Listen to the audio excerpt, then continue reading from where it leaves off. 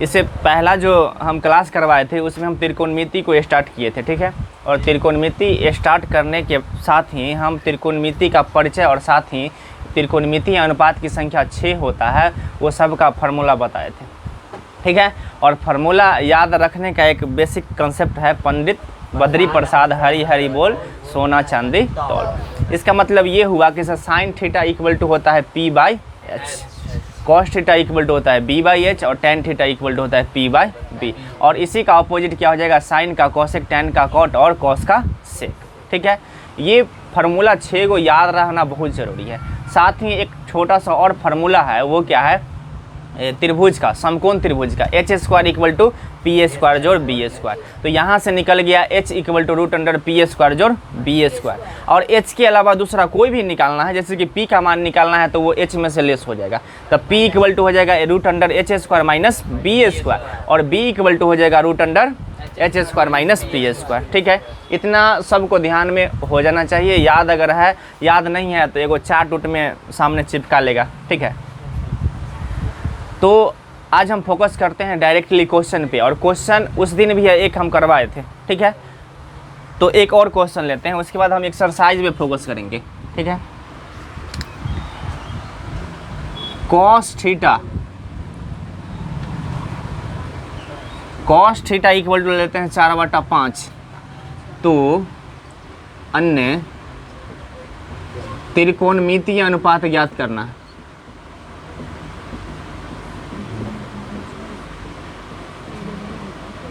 अनुपात ज्ञात करें, ठीक है।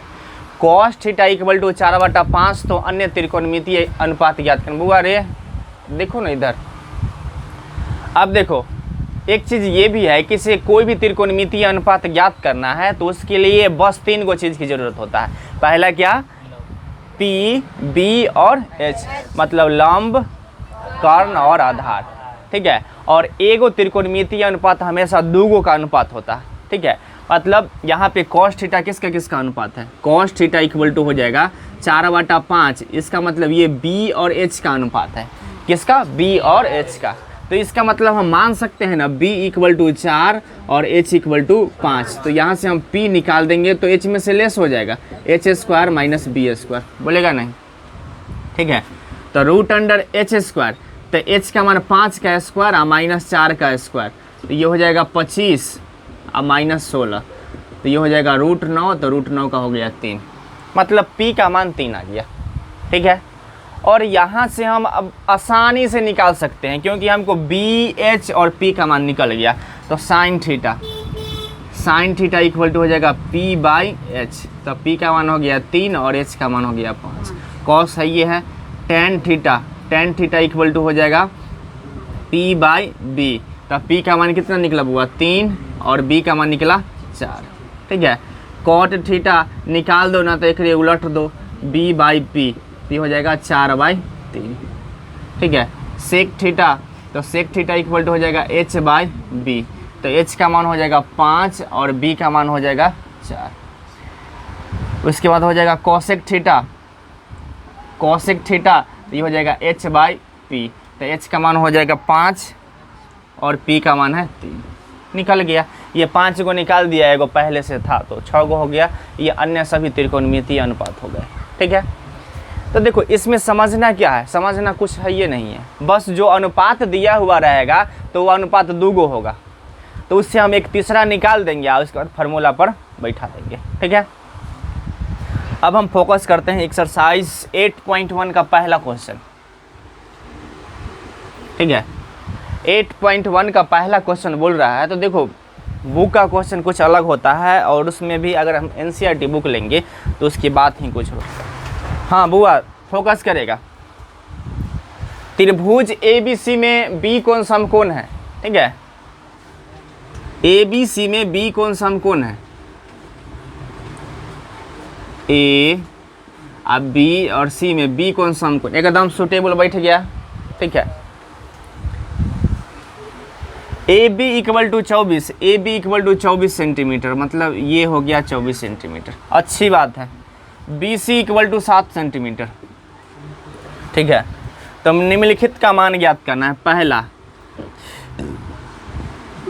साइन ए और कॉस सी, ठीक है।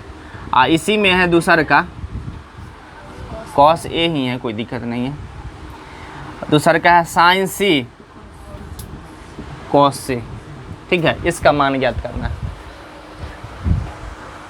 तो देखो हम शुरू में ही बोल चुके हैं कि इसे अगर कोई भी त्रिकोणमितीय अनुपात का मान ज्ञात करना है तो तीनों चीज़ चाहिए।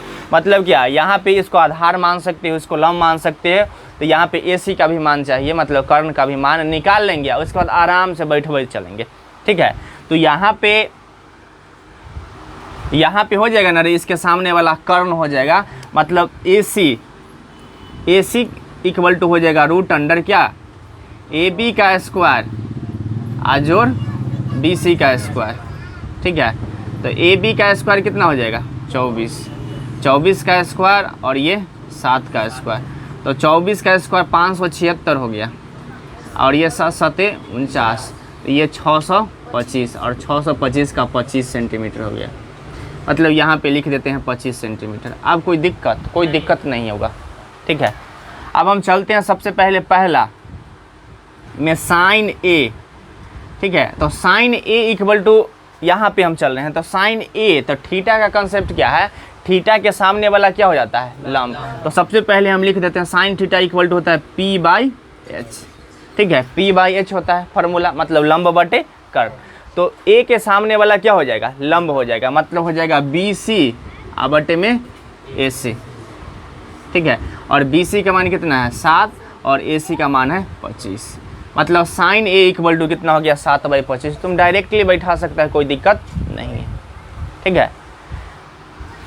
कॉस ए, तो कॉस थीटा इक्वल टू क्या होता है बुआ B/H, और कॉस ए के अनुसार B कौन हो जाएगा इसके साथ वाला, मतलब AB, क्या AB बटे में AC।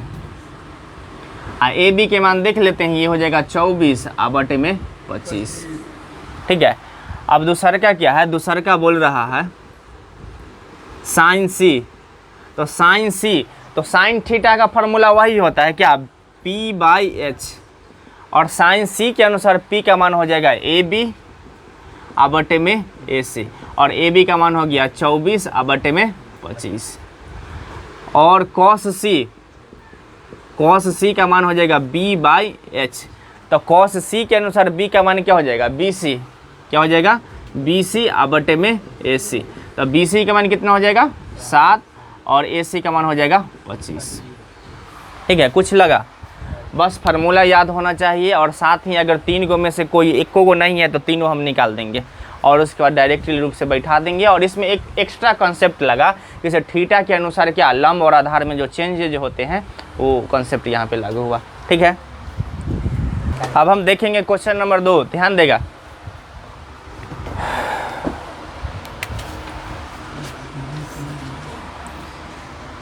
आकृति दिया हुआ है 8.13, इसमें है आकृति,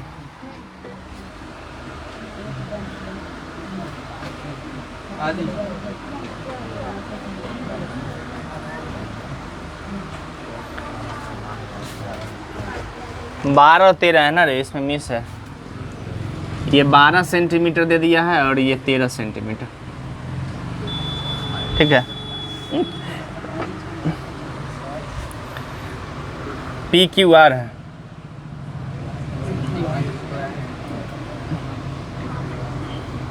तो इसमें ज्ञात करना है tan P minus cot R।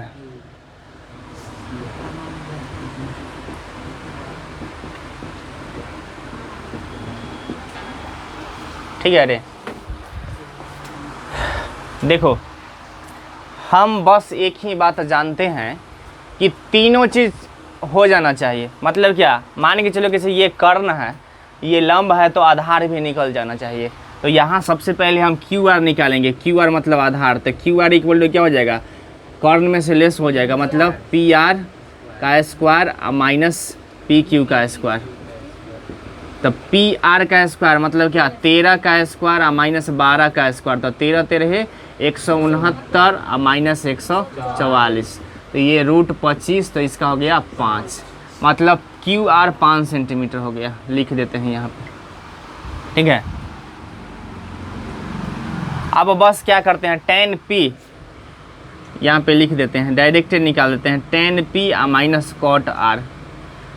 ठीक है, तो tan p, तो इसका फार्मूला लिख देते हैं, tan p के अनुसार ये लंब हो जाएगा क्यू आर, तो क्यू आर बटे में आधार हो जाएगा पी क्यू, अब माइनस कॉट आर के अनुसार लंब हो जाएगा कॉट, तो tan का कॉट थीटा इक्वल टू होता है आधार बटे लंब, तो आधार कौन हो जाएगा क्यू आर, अब माइनस पी क्यू।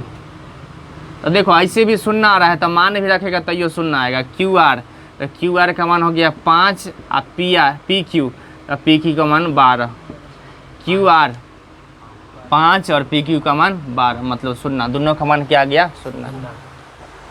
नहीं तो tan p और क्यू आर का मान निकाल के इसमें रख देगा तो क्या आ जाएगा शून्य, समान संख्या में से समान संख्या लेस होगा क्या शून्य, कोई दिक्कत।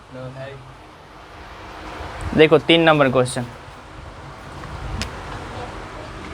कुछ है ये नहीं है,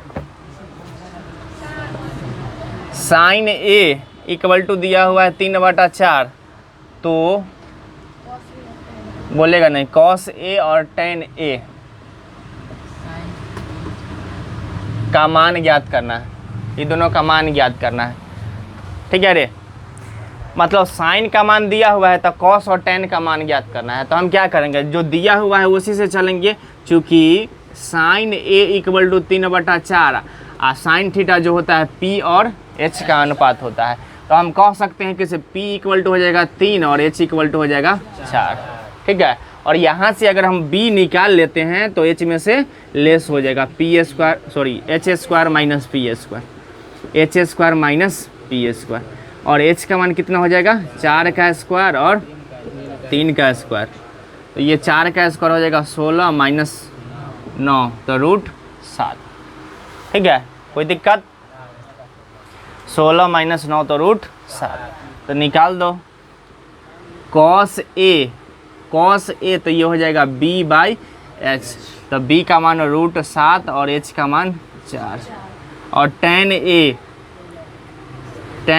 तो tan थीटा इक्वल टू होता है p/b, तो p का मान हो जाएगा 3 और b का मान हो जाएगा √7। हो गया, कुछ है आ रहा है पीछे समझ में।